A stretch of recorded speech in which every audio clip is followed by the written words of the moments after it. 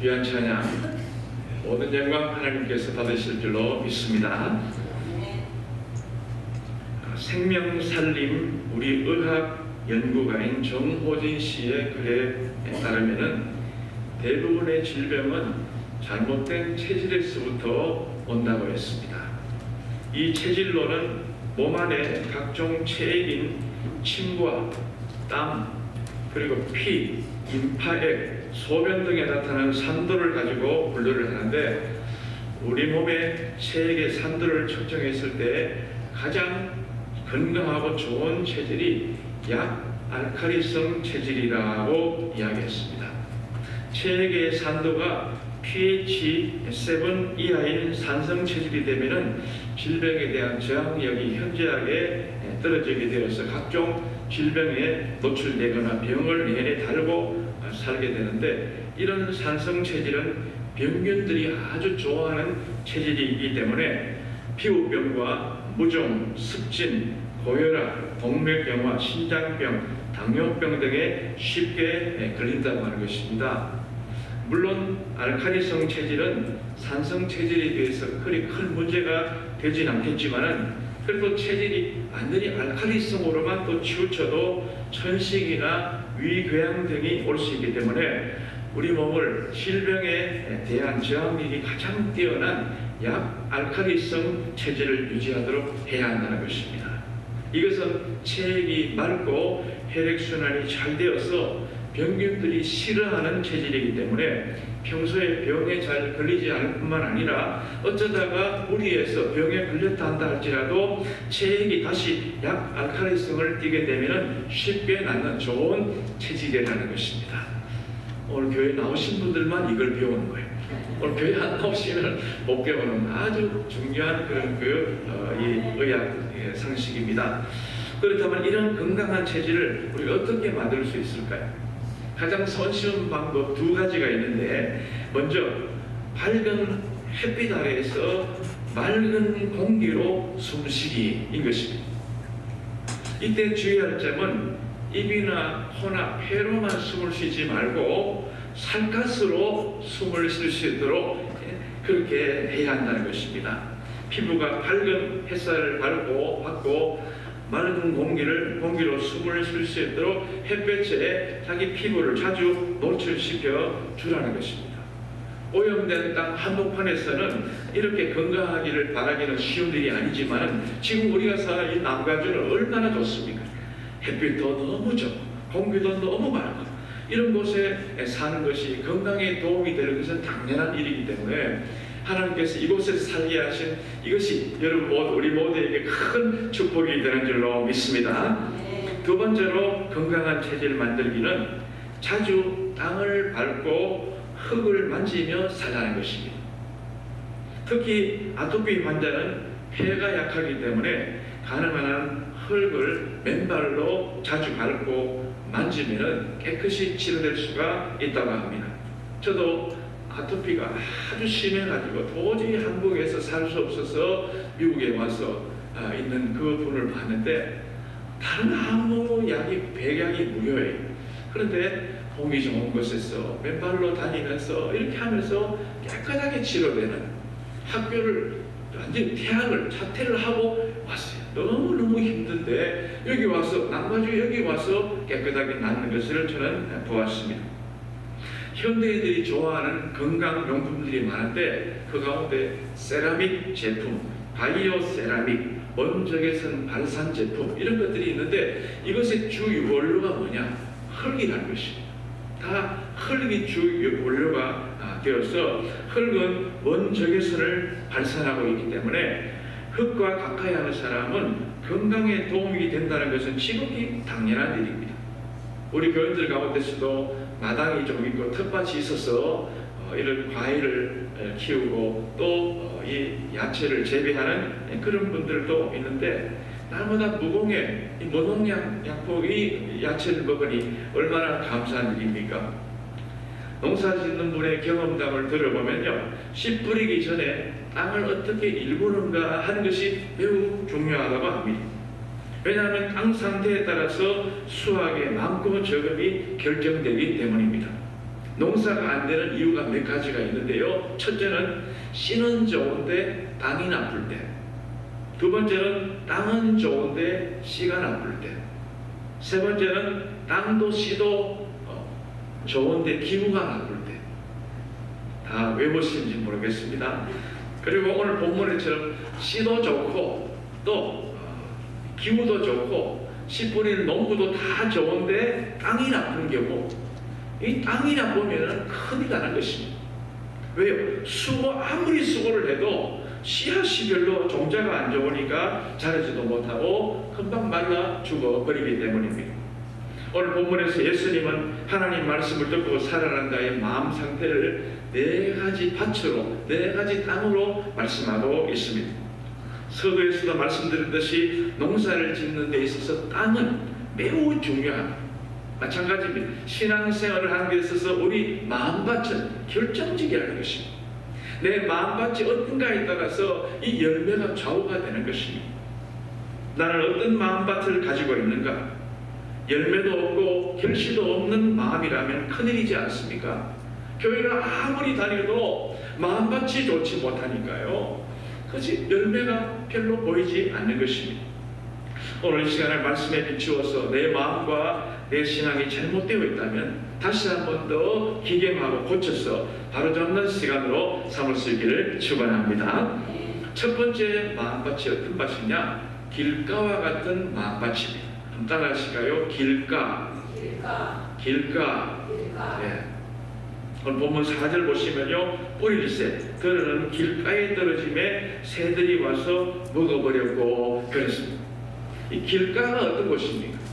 사람들이 통행이 많은 아주 노출되어 있는 그런 곳이 아닙니까? 사람이 밟고 지나가기도 하고 우마차가 밟고 지나가기도 하고 자동차가 밟고 지나가기도 하고 또 새들이 와서 먹어버릴 수 있는 그것이 바로 길가인 것입니다. 길가는 이 씨앗이 흙 속에 묻혀야 되는데 불구하고 전혀 묻힐 수 없는 조건을 가진 그것이 바로 길가입니다. 그래서 길가에 떨어진 씨앗을 오늘 본문에 보니까 새들이 와서 먹어버렸다 그랬습니다. 이것이 길가밭의 한계인 것입니다. 이것은 영적으로 무엇을 말합니까? 교회는 다니고 믿음 생활을 하는 것 같지만은 전혀 말씀에 잠기지도 않고 자기 자아가 그대로 살아서 말씀을 들어도 튕겨나가는 신념, 그것을 길가와 같다 이렇게 말하는 것입니다. 마치 물에 기름이 떨어지면요, 딱 그냥 떠서 전혀 섞이지 않잖아요. 마찬가지입니다. 말씀에 귀를 닫고 막아버려서 전혀 변하려고 하지 않는 그런 심령 상태를 길가와 같다 그렇게 말합니다. 아주 신자 가운데서도 정말 초보적인 아주 초신자 이렇게 우리가 말하시겠죠. 예수님을 전혀 모르고 나왔던, 그렇지만 교회 안에도 보면은 신앙생활을 오래 했지만은 그런 부류의 분들도 있을 수가 있다는 것이죠. 두 번째는 뭡니까? 돌밭과 같은 마음입니다. 따라하시가요. 돌밭. 흙이 적은 곳이 바로 돌밭입니다. 돌밭에는 흙이 많지 않아요. 왜? 돌이 많으니까요. 그래서 싹이 나긴 나요. 그런데 나다가 금방 햇빛이 나면 금방 시들고 말라버리는 것이 바로 돌밭의 특징인 것입니다. 오늘 본문 21절에 보니까 이런 자를 가리켜서 그 속에 뿌리가 없어 잠시 견디다가 환난이나 박해가 일어날 때에는 곧 넘어지는 자요 이렇게 표현하고 있습니다. 다시 말하면 돌밭 신앙은요, 믿음 생활을 조금 하다가 조그마한 어려움이 오면은 금방 그 돌 때문에 뿌리 내리기를 깊이 하고 중도에 포기해버리는 어린아이 같은 신앙을 말하는 것입니다. 나오긴 나와요. 조금 믿는 것 같은데 보면은 금방 시험이 나고 시험 들고 이래가지고 금방 떠나는 그런 경우를 돌밭과 같다 이렇게 말합니다. 어린아이와 같은 신앙이죠. 한 3살 난 어린아이가 엄마와 함께 장난감 가게로 가서 장난감을 사러 갔습니다. 엄마가 너 한번 꺼라 골라.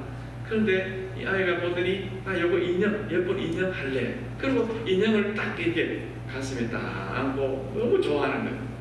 그런데 이제 계산대에 올라가서 계산을 해야 되잖아요. 그래서 엄마가 또 이거 올려놔라. 싫어 안 올려놓는 거예요. 올려놔야지. 그래야 바코드를 찍고 판독기를 통과해서 계산하고 내 것이 될 수 있는데 이걸 못 내려놓는 거예요. 왜? 내려놓으면 이제 도로 뺏길 것 같아서 못 내려놓는 것입니다. 이 얼마나 답답한 일입니까? 이 똘박 같은 신앙이 바로 그런 그 신앙인 것입니다. 때때로 우리들도 이런 경우가 있을 수가 있다는 것입니다. 내려놓아야 내 것이 되는데 내려놓지 못하는 것입니다.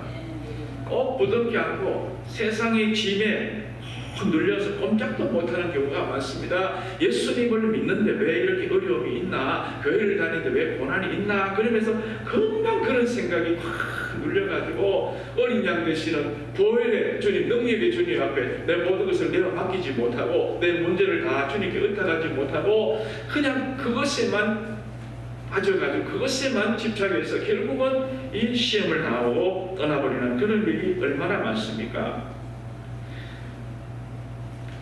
오늘 성경 말씀 보면 세상에서 너희가 환난을 당하나 담대하라 내가 세상을 이겨오노라 라고 말씀하셨는데 그렇게 말씀하신 그 주님 앞에 온전히 자신의 문제를 내려놓지 못함으로 끝끝내 마침내는 죄악의 짐, 인생의 짐에 시달려서 주님이시는 참 자유를 누리지 못하는 그런 분들이 얼마나 많습니까?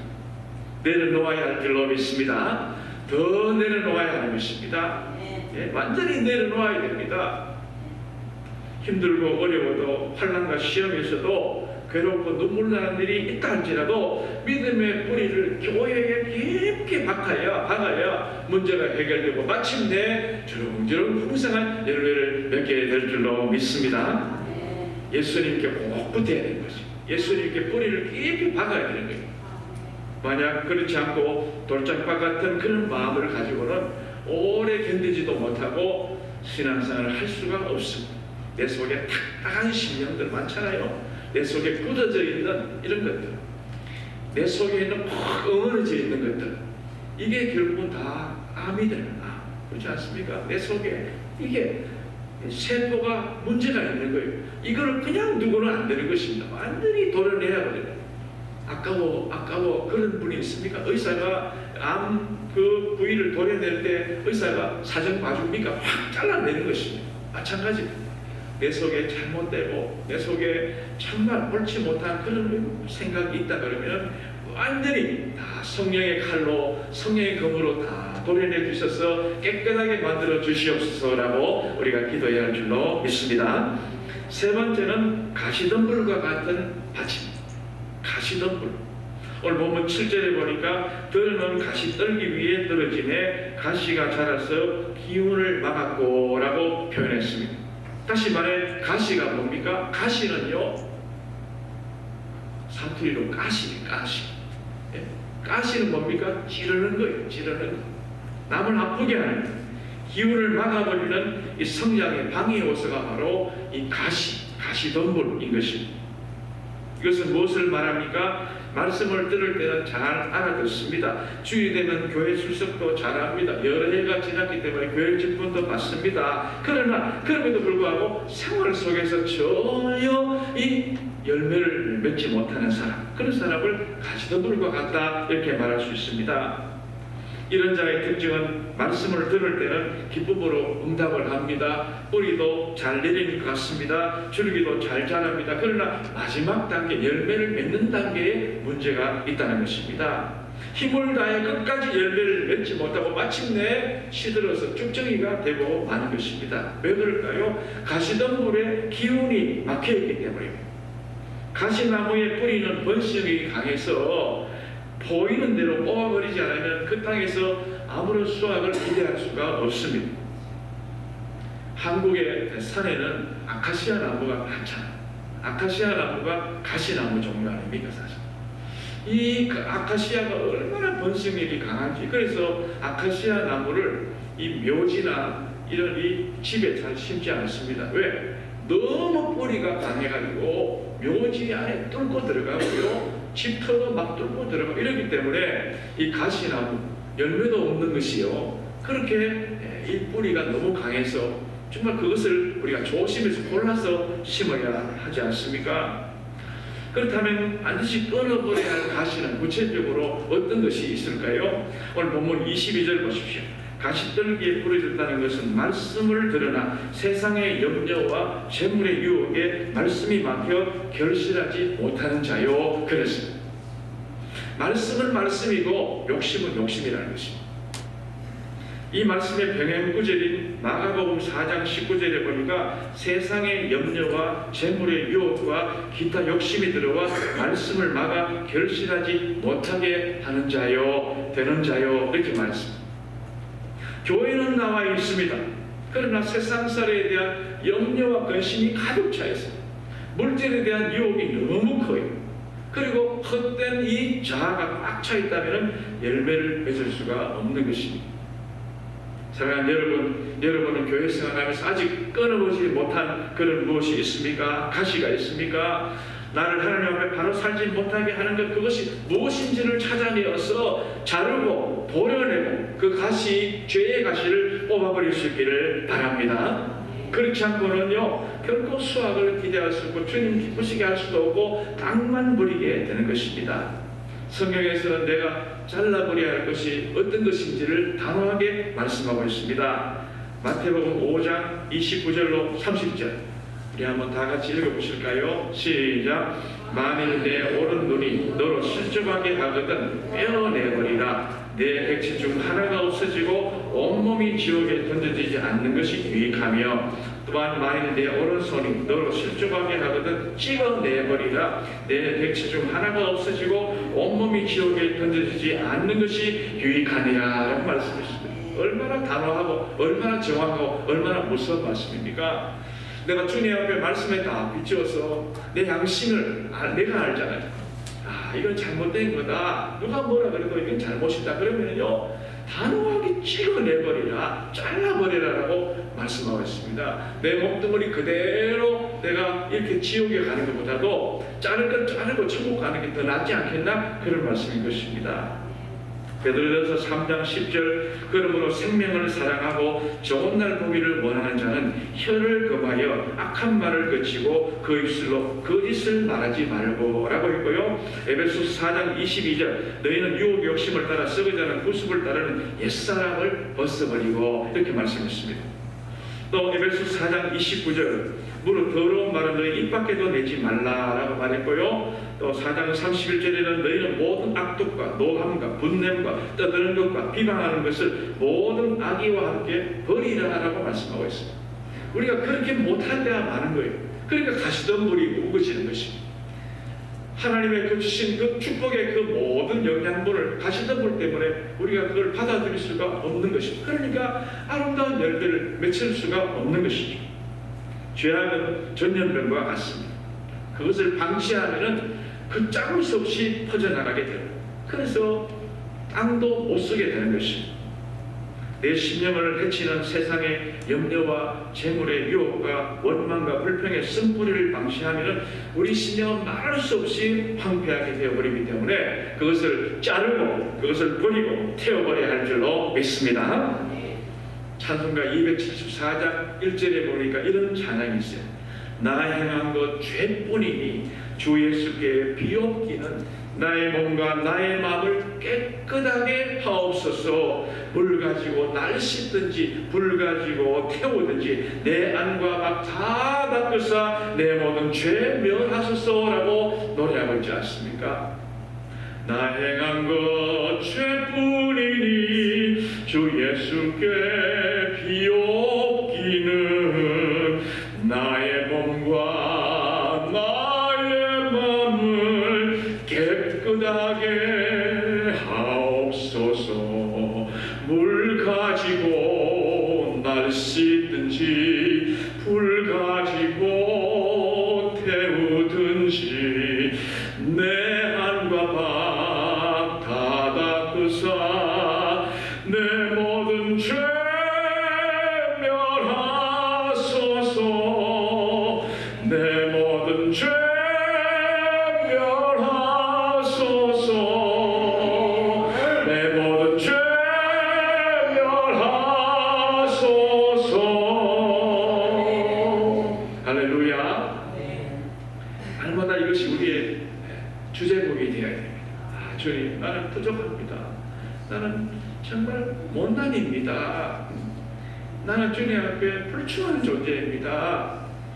금방 번지르한 사람입니다. 휘칠한 무덤과 같은 사람입니다. 내 속에 있는 이 더러운 그 주님이 아시오니 다 십자가의 보혈로 다 깨끗하게 씻어 주시옵소서라고 날마다 기도하고 그렇게 고백해야 할 줄로 믿습니다. 마지막 네 번째 밭이 어떤 밭이냐? 옥토입니다. 옥토. 우리 마음밭이 옥토와 같은 마음이 있다는 것이죠. 옥토가 무엇입니까? 비옥하고 부드러운 땅, 이게 바로 옥토가 아니겠습니까? 그렇다면 옥토 같은 마음이란 구체적으로 어떤 것일까요? 오늘 보면 23절에 말씀하셨듯이 말씀을 듣고 깨닫는 자요 그랬습니다.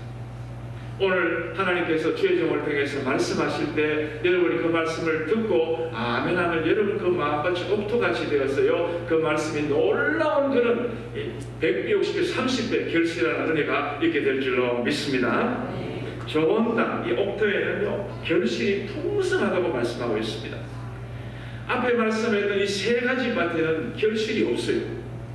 아무리 신앙생활 오래 하고 아무리 그렇게 한다할지라도 별로 수확이 없는데 오늘 이 옥토에는 놀라운 결실이 있다고 말씀하고 있습니다.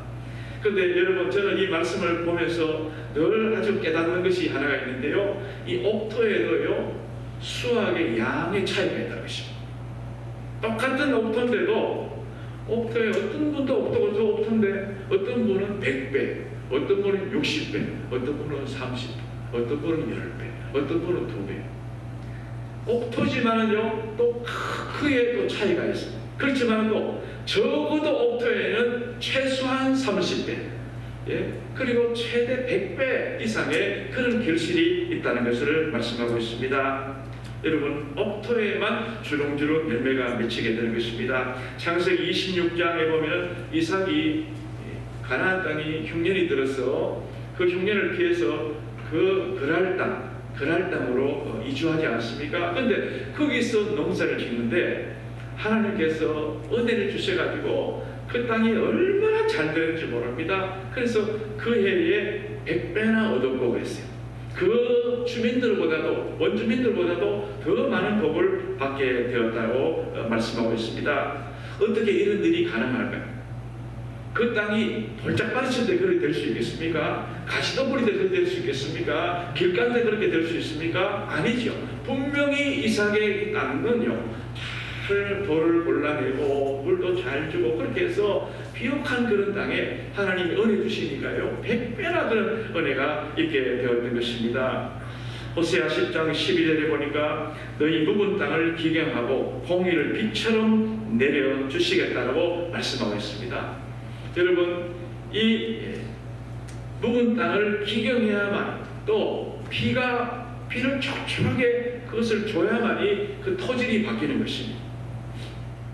제가 이스라엘을 가보고 또 요르단을 가보고 이집트를 이렇게 가보면은요 그 지형이 같은 중동 아닙니까? 같은 중동이고 이쪽에는 이스라엘이고 또 국경 건너면 바로 요르단입니다. 우리 말하면은 여기 비치길 이쪽에 이스라엘이 비치, 저쪽에는 요르단인 거예요. 그러니까 같은 땅에 같은 땅. 비가 오면은요 이스라엘만 비가 오는 게 아니잖아. 똑같이 비가 오는데 그 땅이 농사가 안 됩니다. 이스라엘은 농사가 얼마나 잘 되는지 몰라요. 수박을 먹어보면 막 꿀, 석류도 꿀, 오렌지, 이 캘리포니아 오렌지처럼 얼마나 달고 맛있는지 몰라요. 햇빛이 너무 좋고요, 공기 맑고 땅도 좋고. 그런데 요르단은 똑같이 비가 오는데도요 그 땅이 기경을 안 했기 때문에 수박을 먹으니까 물티예요. 아무 맛이, 네 맛도 내 맛도 없는 거예요. 왜 그러냐? 땅이 문제, 땅이. 묵은 땅을 기경해서 토지를 바꿔야만이 그것이 비옥한 땅이 될 수가 있다는 것입니다. 묵은 땅을 기경해라. 이 무슨 말입니까? 오래된 마음, 좋지 못한 생각, 잘못된 습관, 못된 행실을 적극적으로 바꾸라는 거죠. 적극적으로. 믿음은 생각에 머무는 것이 아닙니다. 생각만 한다고 믿음이 되는 게, 믿음이 자라는 게 아닙니다. 모든 것을 다 그 행동이 뒤따라야 할 줄로 믿습니다.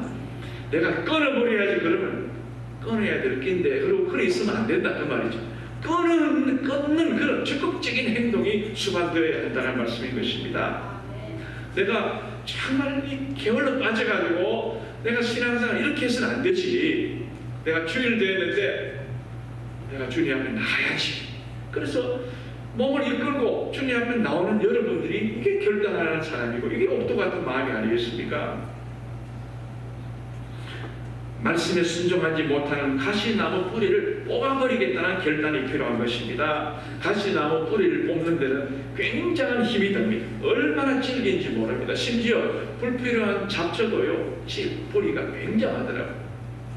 제가 토요봉사 때 교회 마당에 이렇게 잡초가 난 거를 뽑아보려고, 요 조그마한 뿌리니까 한 손으로 뽑으면 되겠지 싶어서 한 손으로 뽑았는데 안 뽑히는 거예요. 이게 얼마나 질긴지 몰라요.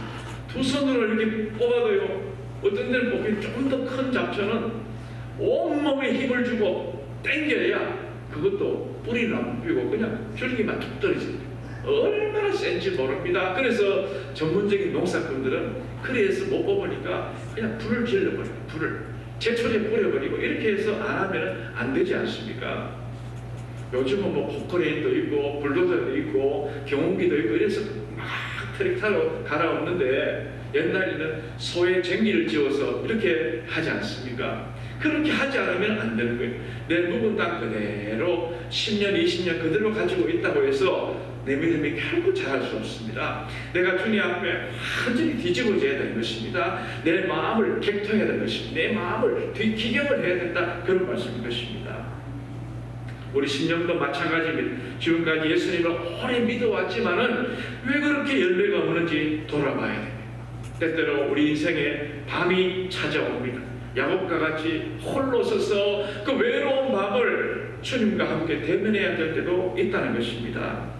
여태까지는 그럭저럭 그냥 무난히 별 문제 없이 살아왔는데 남에게 말할 수 없는 그런 고민들이 얼마나 많이 생기고, 이만하면 됐지, 이제 뭐 신앙생활 대충 하면 됐지, 나 은퇴했는데 뭐 그냥 적당히 믿지, 그렇게 하면 안 된다는 그런 말씀이죠. 연세가 들수록 더 잘 믿어야 됩니다. 여러분, 왜? 주님 앞에 가실 날이 얼마 남지 않았잖아요. 구원의 확신을 가지고 살아야 될 텐데 적당히 타협하고 그렇게 살면은 그럼 어떻게 되겠나, 그런 말씀이죠. 내가 기도하지 않고 어떻게 이 어려운 세상을 살 수 있습니까?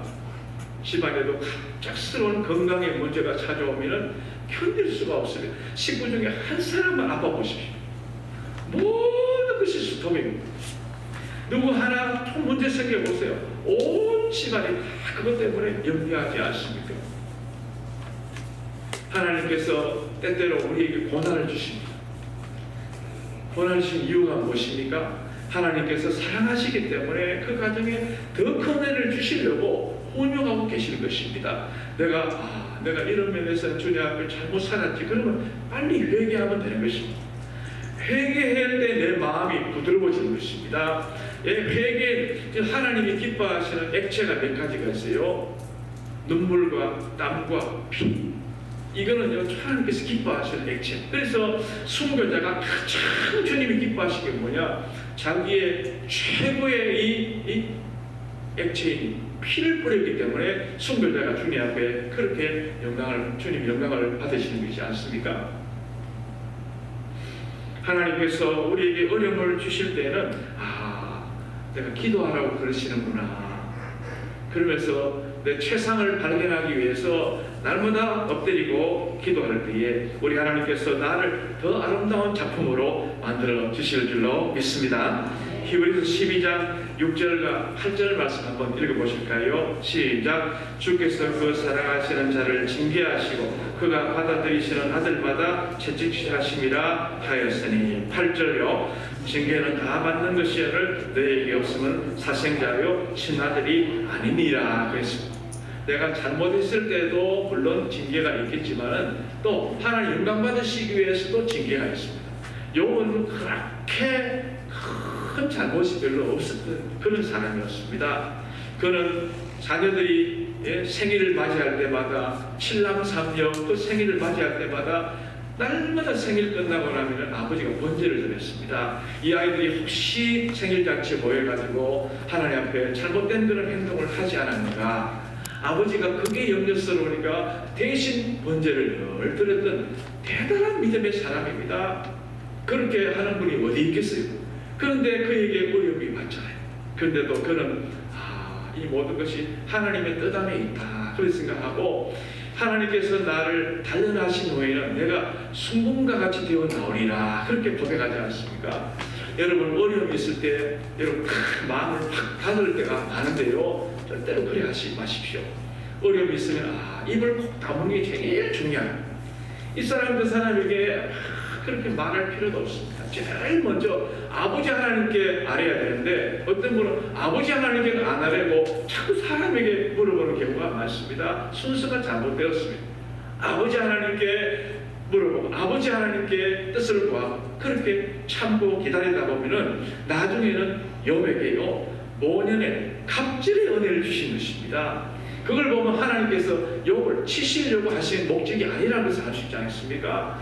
욥을 복을 주시기 위해서 그런 어려움을 주신 것입니다.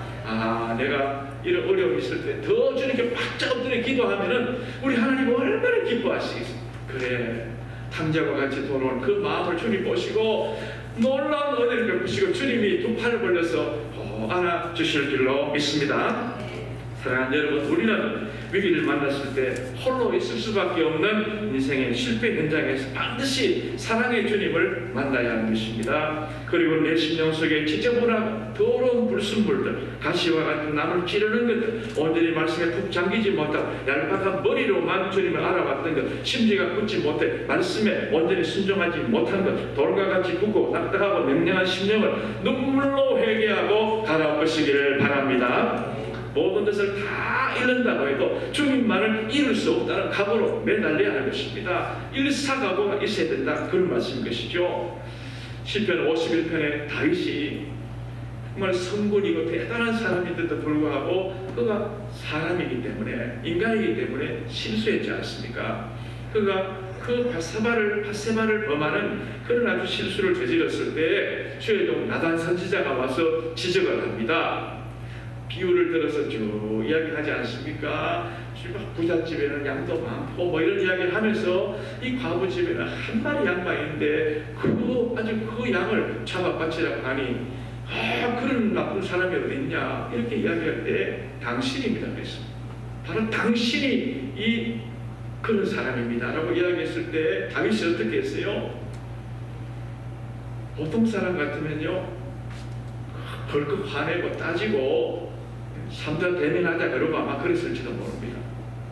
그런데 이 다윗은 절대 그러지 않아요. 하나님 앞에 즉시 물어보고 그런다고 했어요.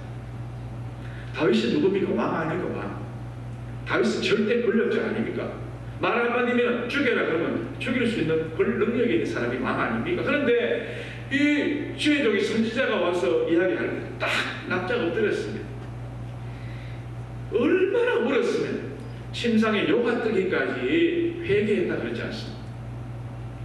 그럴 때 마음이 부들부들하게 되고요 옥토가 되는 것입니다. 그래서 하나님께서 그에게 다시 한번 기회 주시고 용서하시고 결국은 그의 가정에 크게 은혜를 베풀지 않았습니까? 이것이 바로 옥토의 마음인 것입니다.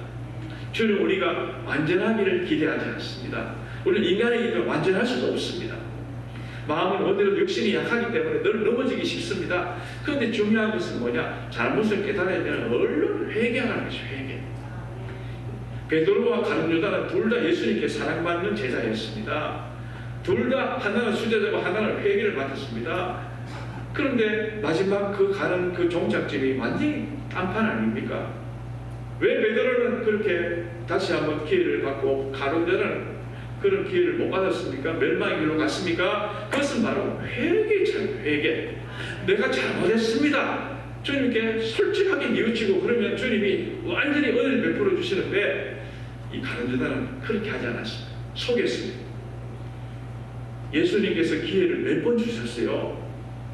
나와 함께 그릇에 손을 넣는 자가 나를 팔리라. 분명히 예수 말씀하시는데 그 순간에 깜짝 놀라서 제자들 쳐다보는데 그 순간에 감유다의 손이 있었던 것입니다.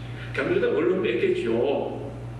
그러면 예수님이 다 아시구나. 그리고 빨리 뉘우치고 예수님 제가 정말 죄송합니다. 내가 대제사장들과 서기관들 만나가지고 당신 예수님 선생님 팔 생각을 했습니다. 이렇게 말했으면 예수님 그래 안다. 분명히 용서하실 텐데 회개하지 않았기 때문에 그렇게 버림을 당했던 것입니다. 마음을 고쳐야 합니다. 말씀에 비추어서 잘못된 부분이 있으면 즉시 말씀에 복종하고 회개해야 할 줄로 믿습니다. 그래야 공의를 빛처럼 호푸스같은 이런 배가 우리 심령에 떨어짐으로 말미암아 우리 마음이 풍성한 이 옥토가 되어서 결실이 있게 된다는 것입니다. 내 몸의 체질은 햇빛을 쬐고 맑은 공기를 마시고 흙을 밟으면 좋아진다고 하지만 내 마음밭은 길가와 같은 마음, 돌밭과 같은 가시덤불과 같은 이 마음을 체각화를 엎을 때만이 고린도전서 13장에 말씀한 믿음과 소망과 사랑의 열매, 갈라디아 5장 21, 23절에 말씀하는 사랑과 희락과 화평과 오래 참과 자비의 양성과 충성과 온유의 절제의 열매를 주렁주렁 맺게 될 줄로 믿습니다. 우리 모두는 이 봄철을 맞이해서 제가 오늘 산을 천천히 가서 제가 말씀을 이렇게 전합니다.